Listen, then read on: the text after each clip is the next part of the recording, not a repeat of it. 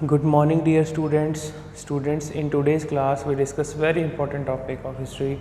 So students, आज की class में हम हिस्ट्री के डिस्कस करेंगे pre historic period. What is the meaning of pre historic period? तो स्टूडेंट्स, हमने स्टार्टिंग में ये समझा कि हिस्ट्री का सिलेबस क्या है, हिस्ट्री क्या होती है. तो प्री हिस्टोरिक पीरियड का मतलब है स्टोन एज, जिसको आप हिंदी में पाषाण काल भी कहते हैं. ठीक है, स्टोन एज भी कहा जाता है. तो स्टूडेंट्स, बेसिकली अगर बात की जाए, हमें कहाँ से पता चला कि जो ह्यूमन बीइंग की एवोल्यूशन है वो कैसे हुई? What is the meaning of homo sapiens? आप ये भी कह सकते हो कि scientific name of human being is homo sapiens. ठीक है, तो हमें अफ्रीका कॉन्टिनेंट पे सबसे पहले आदि मानव के होने के एविडेंस मिलते हैं. बेसिकली स्टूडेंट, सारी की सारी जो हिस्ट्री है वो एविडेंस और एग्जैक्ट जो फैक्ट्स हैं उनके ऊपर बेस्ड है. कुछ फैक्ट्स ऐसे हैं कि जिनके ऊपर अभी तक रिसर्च चल रही है और अभी भी क्लियर नहीं है जो. ठीक है, आगे मैं आपको बताऊंगा कि ऐसे कौन से फैक्ट हैं. लेकिन कुछ फैक्ट्स ऐसे हैं जो हिस्ट्री के कभी चेंज नहीं हो सकते. ठीक है, सो स्टूडेंट्स, चलिए शुरू करते हैं. प्री हिस्टोरिक पीरियड, सबसे पहली बात टाइम पीरियड देखो आप, 30 लाख BC से 600 BC, मतलब लगभग 3 million of before Christ. 3 million before Christ का मतलब है कि जीसस क्राइस्ट के जन्म से 3 मिलियन 30 लाख साल पहले. तो ये जो है ये कोई एग्जैक्ट डेट नहीं है बेसिकली. ठीक है, जो भी हम बिफोर क्राइस्ट में हम चीज़ें पढ़ रहे हैं उसका कोई एग्जैक्ट डेट नहीं है कि जैसे मैं कह दूं 15 अगस्त 1947, आप कहोगे जी ये तो एग्जैक्ट डेट है. ठीक है, आप लोग टॉपिक भी पढ़ते हो अपना रीजनिंग में कैलेंडर का, है ना, कि उस दिन कौन सा डे था, डे फाइंडिंग करते हो. लेकिन जो भी चीज़ें आप BC में पढ़ते हो स्टूडेंट्स, उसका कोई एग्जैक्ट आपको डे या डेट नहीं मिलता, एक हमारा अनुमान रहता है. इवन कि आप अगर कहीं किसी फॉर एग्जांपल किसी बुक में या कोई गूगल सर्च करोगे कि प्री हिस्टोरिक पीरियड कब था, तो किसी में आपको 5 मिलियन बिफोर क्राइस्ट भी दिखाएगा वो, कि लगभग 50 साल पहले ईसा पूर्व. ठीक है, तो स्टूडेंट, सबसे पहले अगर कुछ बच्चों को नहीं पता तो आपको पता होना चाहिए BC का मतलब क्या होता है, बिफोर क्राइस्ट. ठीक है, और AD का मतलब क्या होता है, एनो डोमेन. तो मतलब कि एक पॉइंट पे जब जीसस क्राइस्ट का जन्म हुआ होगा उससे पहले वाला टाइम पीरियड जो है वो बिफोर क्राइस्ट काउंट होता है. ठीक है, और जीसस क्राइस्ट के बाद वाला जन्म जो है, ठीक है, जो अभी वाले जो सन चल रहे हैं हमारा, वो एनो डोमेन AD में आ जाता है. मतलब कि उनके जन्म के बाद का जो टाइम पीरियड है वो सारा AD में काउंट होता है. ठीक है स्टूडेंट्स, तो बात हो रही है जी सबसे पहले कुछ ऐसे पाषाण काल की जिसमें सबसे पहले आता है आपका पैलियोलिथिक एज. सो स्टूडेंट्स, यहाँ पे एक टर्म है पैलियोलिथिक एज. लगभग 30 लाख BC से लगभग 10,000 BC के बीच का जो टाइम था, लगभग आज से आप ये कह सकते हो, अगर 10,000 BC तो लगभग आज से 15,000 साल पहले, लगभग 12 से 15,000 साल पहले की पुरानी बात कह सकते हो. ठीक है, तब ये पैलियोलिथिक एज ख़त्म हो गई थी. ठीक है, तो what is the meaning of palaeolithic age? सबसे पहले तो आपको ये पता होना चाहिए, पैलियो मीन्स ओल्ड. स्टूडेंट्स, यहाँ पे लिथिक का वर्ड क्या है? Lithic means stone. पाषाण काल जिसे कहा जाता है, मतलब जैसे मैंने आपको बताया जो होमो सैपियंस हुआ करते थे स्टूडेंट्स, आदि मानव, हमारे ही पूर्वज, तो वो जंगलों में रहा करते थे, जंगली जीवन बिताते थे. ठीक है, और ऐसा कहा जाता है कि जो हमारे जो पूर्वज थे वो चिंपैंजी हुआ करते थे, मॉन्की हुआ करते थे. कुछ बच्चों के माइंड में ये क्वेश्चन होता है कि अगर पहले ज़माने के जो आप कह सकते हो कि जो चिंपैंजी है वही एवोल्यूशन होकर ह्यूमन बीइंग बना है, अब वाले क्यों नहीं चेंज हो रहे? कुछ बच्चों के दिमाग में ये भी क्वेश्चन रहता है कि जो अब जो चिंपैंजी है वो क्यों नहीं ह्यूमन बीइंग में कन्वर्ट हो रहा. बहुत सारे बच्चों के दिमाग में ये क्वेश्चन भी होता है. तो स्टूडेंट्स, एक ह्यूमन लाइफ सफिशिएंट नहीं होती कि अपनी आंखों के सामने वो इतनी जल्दी कोई एवोल्यूशन देख ले. ठीक है, एक 60-70 साल की एज में कोई पर्सन ऐसी कोई चेंज, या आप कह सकते हो 100-200 हज़ार साल में आप ऐसी कोई चेंज देख लें, ये पॉसिबल नहीं है. ठीक है, तो कब की बात हो रही है? लगभग 30 lakh BC, 3 million before Christ की बात हो रही है, जब से प्री हिस्टोरिक एज में आप पैलियोलिथिक एज की स्टडी कर रहे हो। तो स्टूडेंट्स, जो आदि मानव हुआ करता था, जो होमोसेपियन था, वो जंगलों में रहा करता था, ठीक है, जंगली जीवन बिताता था। उसे कुछ पता नहीं था कि कैसे अपने आप को डेवलप करना है, कैसे सिविलाइज्ड होना है। इसीलिए तो आप पढ़ते हो इंडस वैली सिविलाइजेशन के बारे में, ठीक है। आगे जाके आप पढ़ोगे कि कब से कब तक थी, 2500 BC से लेके 1500 BC के बीच में आपको इसका टाइम मिलता है, ठीक है। 2500 BC से लेके 1750 BC में इसका टाइम मिलता है। तो बेसिकली स्टूडेंट्स, जो पैलियोलिथिक एज के टाइम पे जो ह्यूमन बीइंग था, जो होमोसेपियन हुआ करता था, वो जंगली जानवरों से डरता था, वो गुफाओं के अंदर केव्स में रहता था, ठीक है। और वो क्या, उसको ये तो पता नहीं था कि अपने लिए कोई वेजिटेबल्स ग्रो करने हैं या कोई चीज़ अपने लिए हमने बॉयल करके या उबाल के पका के खानी है, ठीक है। वो फ्लैश खाता था, कच्चा मीट, कच्चा मांस खा रहा था, जंगली जानवरों को मार के खाता था, और अपने से बड़े साइज़ में कोई जानवर देख लिया उससे डरता था। तो ये सारे हमें पॉइंट्स पैलियोलिथिक एज के टाइम पे मिलते हैं। और पैलियोलिथिक एज का टाइम वो पीरियड था जब फायर भी इन्वेंट नहीं हुई थी।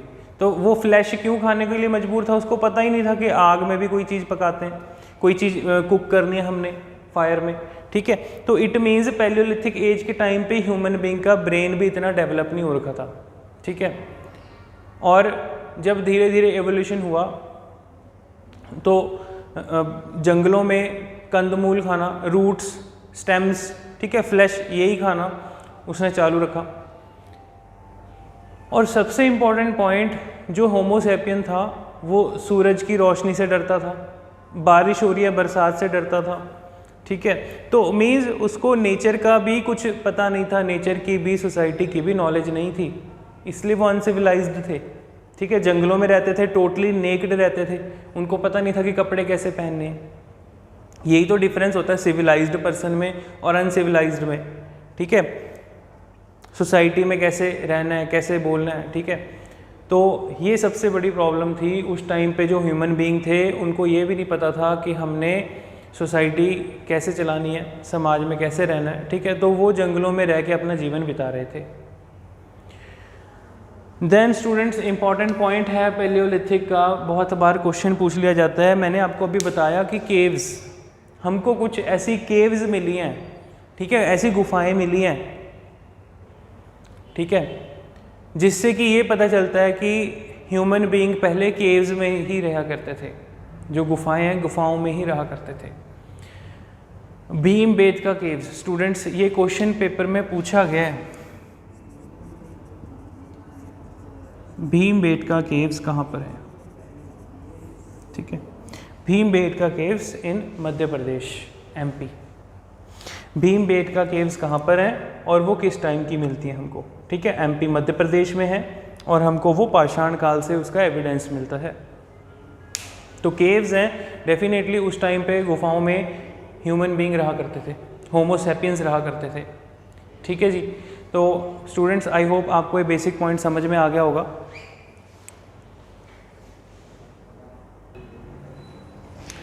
तो स्टूडेंट्स, ये तो बात हो गई कि ह्यूमन बीइंग जो है उस टाइम पे अपना जीवन कैसे बिता रहे थे। दूसरी बात, जब कोई होमोसेपियन मर जाता था, कोई ह्यूमन बीइंग उस टाइम पे जिसकी डेथ हो जाती थी, तो उस टाइम पे आदि मानवों को ये भी नहीं पता था कि इसका फ्यूनरल कैसे करना है, फ्यूनरल रिचुअल्स क्या होते हैं, ठीक है। और उसकी डेड बॉडी को ऐसे ही छोड़ देते थे, ठीक है। हमें इवन, अब आप लोग आगे इंडस वैली में पढ़ोगे कि एक ऐसी प्लेस मिलती है जिसको माउंट ऑफ डेड पीपल भी कहा गया है, ठीक है।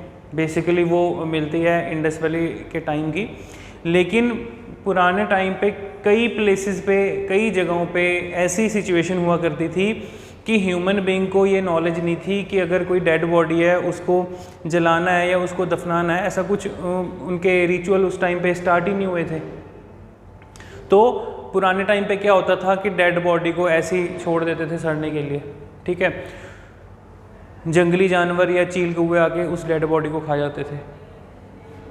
तो स्टूडेंट्स, हमें ये कुछ पता चलता है पैलियोलिथिक साइट में।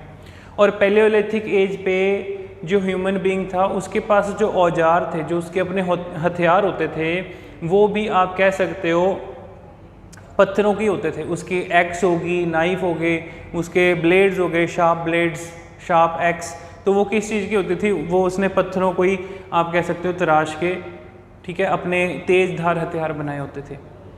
वही पत्थरों से ही एनिमल्स को काटते थे, उन्हीं एनिमल्स को वो कच्चे फ्लैश को खाते थे, ठीक है, और केव्स में रहा करते थे।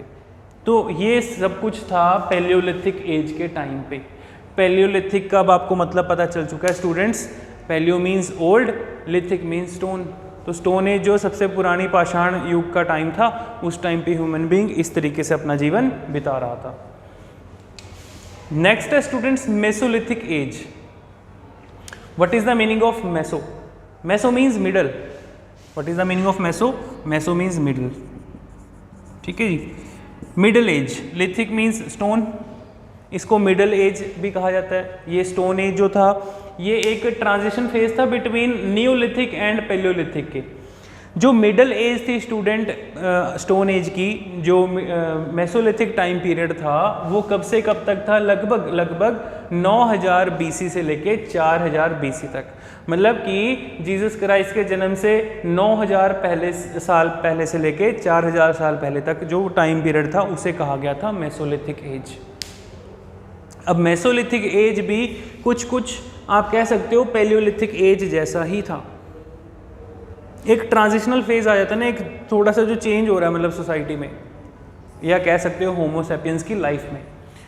तो ये वो वाला टाइम पीरियड था जब आप कह सकते हो कि लोग सिर्फ जंगली जानवरों को खा नहीं रहे थे, वो धीरे धीरे एनिमल रेयरिंग की तरफ भी आ चुके थे, ठीक है। जैसे आप कह सकते हो कि पशु पालने का काम, अपने साथ पशु रख लेने का काम, ठीक है। Like for example buffaloes, ox, goats, ये कुछ ऐसे एनिमल्स थे, लाइफ स्टॉक्स आप कह सकते हो, ठीक है। तो उस टाइम पे जो ह्यूमन बीइंग होता था उसने अपने साथ रखना भी शुरू कर दिया था। तो जो मेसोलिथिक टाइम पीरियड था स्टूडेंट्स, ये मेसोलिथिक टाइम पीरियड इंपॉर्टेंट क्यों हो जाता है? कई बार क्वेश्चन पूछ लेते हैं कि मेसोलिथिक टाइम पीरियड का इम्पॉर्टेंट पॉइंट बताइए कि उस समय पे सबसे खास चीज़ क्या होती थी? क्या खेती बाड़ी होनी शुरू हो गई थी? क्या उस टाइम पे लोगों ने व्यापार करना शुरू कर दिया था? क्या एनिमल रेयरिंग शुरू हो चुकी थी? इस टाइप से 3-4 ऑप्शंस पूछे जा सकते हैं एग्जाम में। तो स्टूडेंट्स ये जो मेसोलिथिक टाइम पीरियड था, मेसोलिथिक टाइम पीरियड में सबसे इम्पॉर्टेंट पॉइंट है कि उस टाइम पे ह्यूमन बींग्स ने कुछ जंगली जानवरों को भी पालना शुरू कर दिया था। And second thing, Mesolithic time period के हमें कुछ एविडेंस मिलते हैं राजस्थान में, गुजरात में, मध्य प्रदेश में, उत्तर प्रदेश में। मतलब कुछ ऐसे प्लेसेस जो इंडस वैली साइट से अलग थे, ठीक है। इंडस वैली साइट में जो नहीं आते थे, लेकिन वहाँ पर जो लोग रहते थे, जो कह सकते हो आपके अपने ट्राइब में, अपने अपने उनके ट्राइब थे, उनमें वो लोग एनिमल रेयरिंग का काम भी करते थे, ठीक है जी।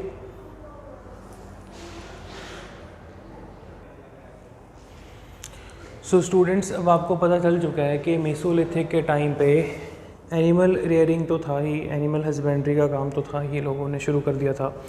प्लस उस टाइम पे लोगों को कोई डेड बॉडी ब्यूरियल के बारे में भी समझ आ गया था कि मान लो अगर जैसे कोई मर जाता है, किसी की डेथ हो जाती है, तो उसकी डेड बॉडी को दफनाना है। क्यों? क्योंकि ऐसे इंसिडेंट पास्ट में उन लोगों ने देखे होंगे, जैसे कि डेड बॉडी को खुले में छोड़ दिया तो उससे कई सारी बीमारियाँ फैलने लग गई, या उनको वो चीज़ फिर धीरे धीरे समझ में आने लगी कि उस डेड बॉडी के कारण जो है लोगों को परेशानी हो रही है, ठीक है। फिर उन्होंने डेड बॉडीज़ को मेसोलिथिक के टाइम पे, ये हमें एविडेंस मिलते हैं, कई सारे ऐसे ग्रेवयार्ड्स मिले हैं कि जहाँ पर जो स्केलेटन्स मिले हैं वहाँ पर ये एविडेंस मिलता है कि ये मेसोलिथिक के टाइम के हैं।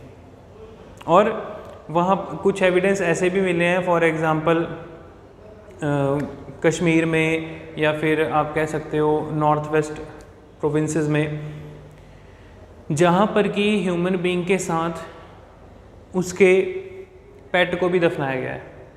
मतलब कि स्केलेटन के साथ कोई, जैसे मान लो किसी डॉग का, या ह्यूमन बॉडी के स्केलेटन के साथ किसी डॉग का स्केलेटन वगैरह भी हमको मिलते हैं। तो इससे ये पता चलता है कि उस टाइम पे जो ह्यूमन बीइंग रहा होगा उसको इतना समझ आ गया होगा कि अकेले जो है ज़िंदगी मुमकिन नहीं है, तो एनिमल रेयरिंग भी जो है एक डोमेस्टिकेशन का पार्ट लाइफ का बना लिया था। और लोगों को जैसे फायर वगैरह ये सब कुछ एग्जिस्ट में आ चुका था, तो फायर के एग्जिस्ट में आने से मतलब कि वो लोग जो है अपने लिए सिर्फ जो फूड है वो कुकड फूड प्रिपेयर करना सीख चुके थे, सिर्फ कच्चा मांस खा के अपना जीवन नहीं बिता रहे थे। तो ये कुछ हमें इस ट्रांजिशन फेज में, इस मेसोलिथिक में पता चलता है। ठीक है, तो स्टूडेंट्स ये आई होप आपको समझ में आ गया होगा। नेक्स्ट है neolithic age. What is the meaning of neolithic age? Students, neo means new. Neo का मतलब कुछ नहीं है, नियो का मतलब है न्यू, मतलब नया। Neolithic age means new stone age. Neolithic age वो वाला ट्रांजिशन फेज है 7000 BC से लेके लगभग 1000 BC के बीच में। हमें कई जगहों पे ये कुछ देखने को मिला है जहाँ पर लोगों के पास पॉलिश्ड टूल थे। तो नियोलिथिक एज का सबसे इंपॉर्टेंट पॉइंट ही यही है students, polished tools. Polish tools मतलब जो उनके हथियार हैं, या आप कह सकते हो जो उनके एक्स हैं, ठीक है, उनके नाइफ्स हैं, या फिर उनके पास जो और औजार हैं, वो सब पॉलिश्ड टूल तराशे हुए और उनको अच्छी तरह पॉलिश किया हुआ, वैनिश किया हुआ बहुत बढ़िया टूल्स मिलते हैं। या मान लो उनके पास कुछ ऐसा कुछ अगर फर्नीचर भी मिलता है तो वो पॉलिश किया हुआ मिलता है। Furniture in not the sense like for example कि हर एक चीज़ जो है वुड की ही होगी, कोई और चीज़ भी मिलती है तो वो हमें पता चलता है कि लोगों को थोड़ा बहुत समझ आ गई है कि अपने लिए जो है फाइन चीज़ें जो है कैसे रखनी है। और हमें कुछ एविडेंस मिलते हैं नियोलिथिक के कि लोग अब जो है हट्स बना के रह रहे हैं। लोग अपने लिए उनके ऐसे कुछ एविडेंस मिले कई जगहों पे जहाँ पर कि हमें ये एविडेंस मिलता है कि अब लोग केव्स में नहीं रहा करते थे। तो कई प्लेसेस पे जैसे जम्मू कश्मीर में, बलूचिस्तान में, ठीक है, नॉर्थ वेस्ट प्रोविंस की बात करें वहाँ पर स्टूडेंट्स, ठीक है, नॉर्थ वेस्ट प्रोविंस किसे कहा गया है?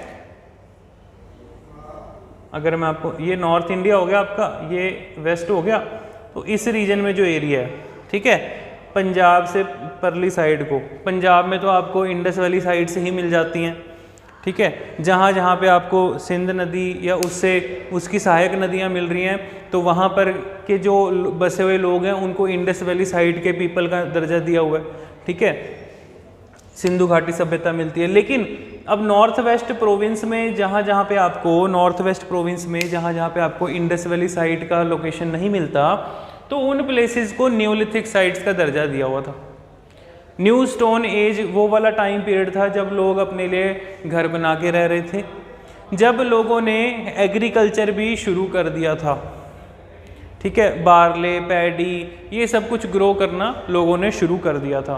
मतलब कि लोग अब सिर्फ और सिर्फ मांस पर ही नहीं डिपेंड थे, रूट्स, स्टेम्स, इन्हीं चीज़ों पर नहीं डिपेंड थे, जंगली फल सब्जियों पर ही नहीं डिपेंड थे, उन लोगों ने एग्रीकल्चर का काम भी शुरू कर दिया था। तो ये सब कुछ कब हो रहा है? इस न्यूलिथिक टाइम पीरियड में, न्यू स्टोन एज में, जब लोगों के पास जो हथियार हैं, जो औजार हैं, वो भी तराशे हुए हैं। पहले लोगों को इतनी समझ नहीं थी, धीरे धीरे समझ आ रही थी।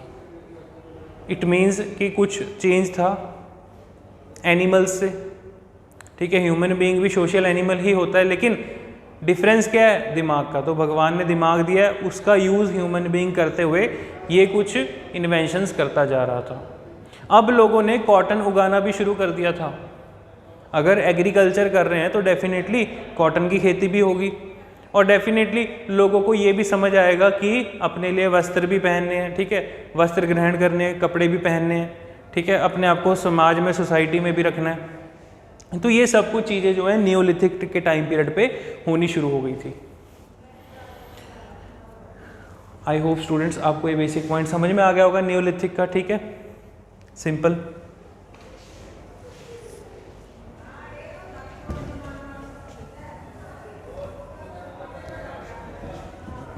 नेक्स्ट एक और पॉइंट है स्टूडेंट्स, आपको पता होना चाहिए,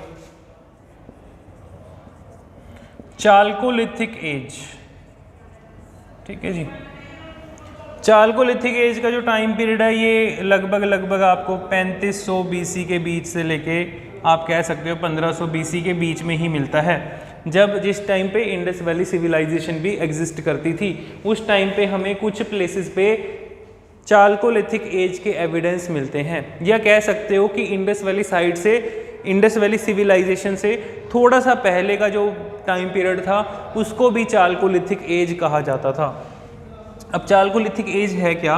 चालको means copper, use of copper. अभी तक तो पत्थरों का यूज हो रहा है ना, स्टोन एज पढ़ रहे थे आप। अब स्टोन्स के साथ साथ जो है धरती से एक्सट्रैक्ट करके कॉपर को भी निकाला जा रहा है और धातुओं को भी निकाला जा रहा है, ठीक है। तो कॉपर का यूज शुरू होने लग गया। कैसे पता चल रहा है? हमें कुछ लोगों के यूटेंसिल्स जो हैं, लोगों के बर्तन जो हैं वो कॉपर के मिल रहे हैं। हमें कुछ लोगों के औजार जो हैं, टूल्स जो हैं वो कॉपर के मिल रहे हैं। तो जिससे कि हमें क्या पता चल रहा है, ये वाला कौन सा ट्रांजिशनल फेज है आपका? चालकोलिथिक एज, जिसको कि कॉपर एज का नाम भी दिया गया है। अंडरस्टैंड? तो स्टूडेंट्स, इंडस वैली साइड को छोड़ के कुछ ऐसे प्लेसेस हैं जहाँ पर हमें ये एविडेंस मिलता है कि वहाँ पर भी ह्यूमन बीइंग रहते थे। तो वहाँ उस जगहों को चालकोलिथिक एज के तौर से भी देखा गया है, क्योंकि वहाँ के लोगों ने मोस्टली कॉपर का यूज़ करना शुरू कर दिया था उस टाइम पे।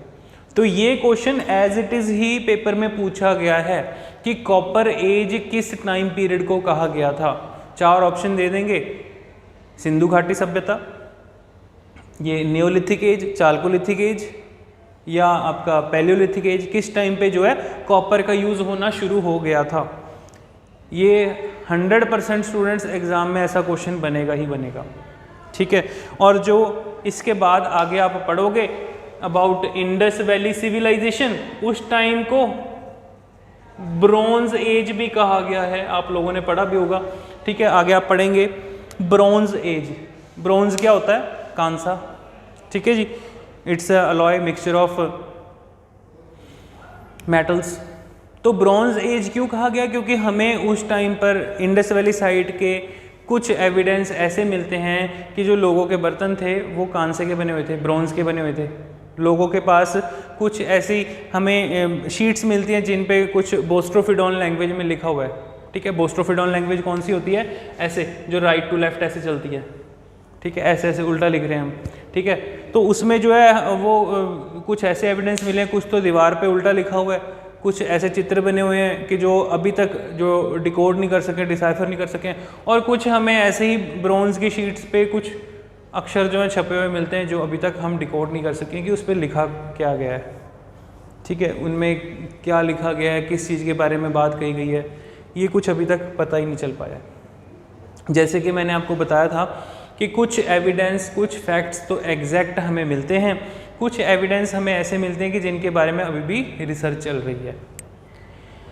इंडस वैली सिविलाइजेशन कहाँ लुप्त हो गई, कैसे लुप्त हुई, किसी को नहीं पता।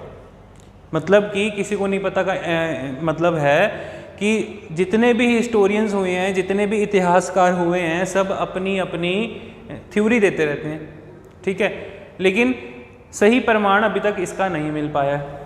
कोई कहता है जी हो सकता है उस समय पे फ्लड आ गया होगा, इंडस वैली साइड तब जाके ख़त्म हो गई, ठीक है। कोई कहता है जी हो सकता है कि बहुत बड़ा अर्थक्वेक आया होगा इसलिए साइड ख़त्म हो गई। कोई कहता है कई जगहों पे पानी ख़त्म हो गया होगा इसलिए लोग छोड़ छाड़ के इधर उधर चले गए। कोई हिस्टोरियन कहता है जी हो सकता है, अब मैक्स मुलर की थ्योरी है ये, ठीक है, अंग्रेज़ था, अंग्रेज ऑफिसर था, अंग्रेज ब्रिटिश ऑफिसर मैक्स मुलर कहता है जी हो सकता है कि सेंट्रल एशिया से आर्य जाति के लोग भारत में आए, उन्होंने आक्रमण किया, आर्यन इन्वेजन हुआ, उस इन्वेजन के बाद जो है इंडस वैली साइट जो है वो ख़त्म कर दी और नॉर्थ इंडिया में आर्यंस रूल करने लग गए, ठीक है। तो मतलब एग्जैक्ट कोई इस चीज़ का प्रमाण नहीं मिलता कि इंडस वैली साइट कहाँ लुप्त हो गई थी। तो स्टूडेंट्स, आई होप आपको ये चीज़ें प्री हिस्टोरिक पीरियड की चीज़ें समझ में आई होंगी, ठीक है। तो इसकी PDF फाइल मैं आपको प्रोवाइड कर दूंगा, ठीक है। कुछ आपको डाउट लगता है आप इस वीडियो को बार बार देखें, ठीक है। अदरवाइज़ आप कमेंट सेक्शन में अपने कमेंट करके अपने डाउट्स ले सकते हैं, डाउट्स पूछ सकते हैं। आई होप आपको लेक्चर समझ में आ गया होगा, ठीक है, so now we wind up our session. Thank you.